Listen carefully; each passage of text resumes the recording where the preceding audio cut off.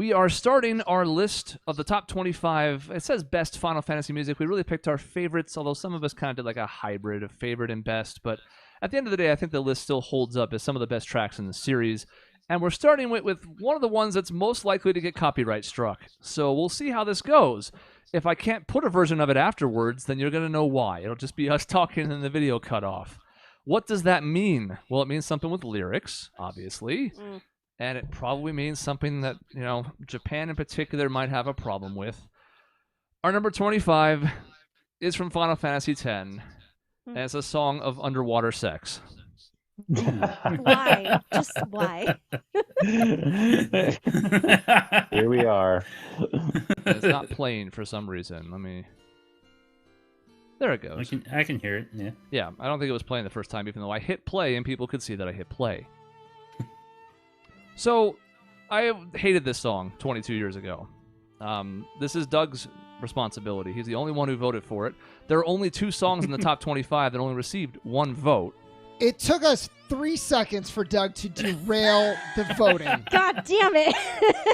Keep in mind, Doug's song. Please keep in mind Doug's parameters. The best from every game. How is this the In best from this what game? This universe? is the best, the one set piece that you think of when it comes to Final Fantasy X. Is like That one set piece when you think of banging in 10.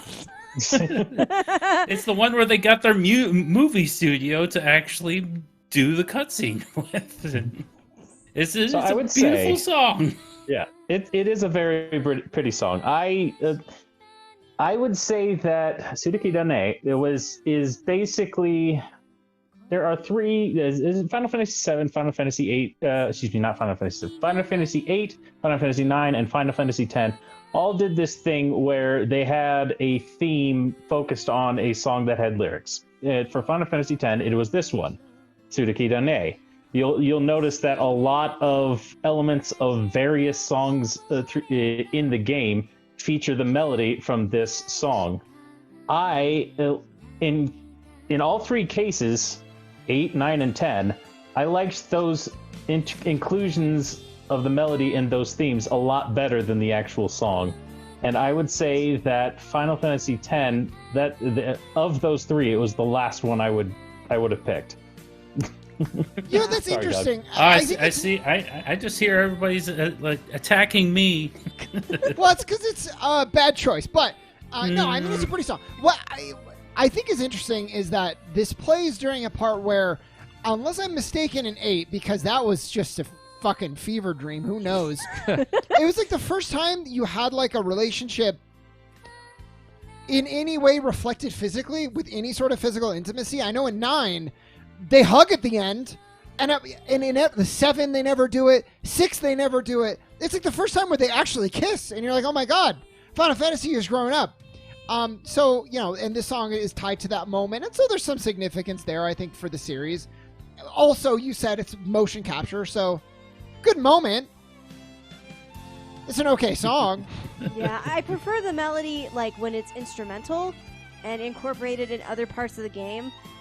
I don't care for this version of the song specifically. I mean, we did see her perform it live too. That was incredible. Yeah. Yeah, that was a cool moment. Definitely a cool moment. I mean, and story-wise, I mean, it all makes sense. Like seriously, that Yuna's got all of the feelings because she's doing this big thing and she's going to die at the end of it, and she's having all these feelings for goodness, Titus. It's Titus. I'm sorry, it's Titus. I don't Titus, care. Titus, I don't care. But I feel like the song actually tries to take on as many of those emotions involved in that particular story, and it does a good job. But the thing about it just the song in that moment in the game kind of makes me just feel uncomfortable. Yeah, and I don't like her voice. I'm just going to put it out there. That was the thing that really turned me off 22 years ago. I've softened on this over time, just because I think the moment is cool, and I do like the melody so much.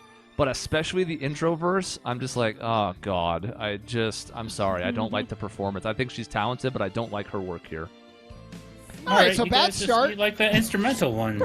That's but you know what? Listen, we have 24 chances more to get it right. So It should be noted that this beat out, just to throw a quick few that didn't make it in here, by 1 point it beat Close in the Distance from 15, or from 14. Oh, come on. By 2 now. points it beat Up for the Challenge from 15, and Unite Descent from Crystal Chronicles. What? And Red Wings from 4. So it was very close at the bottom here, and then it takes a jump after number 24 into stuff that really got a lot more votes. So this was Doug's number 6, I believe. And that alone was a lot of points, just because, you know, the way the votes broke down. So it got on the list, even though he was the only one who voted for it. I need to double check the math. I think Up for the Challenge is about 56 times better than this song. That's so sad. That does make me a little sad. Everybody, get in the comments and tell me I'm right, and tell everybody else they're wrong. It's not a bad song. It's just hard to kind of compare it to some of these other ones.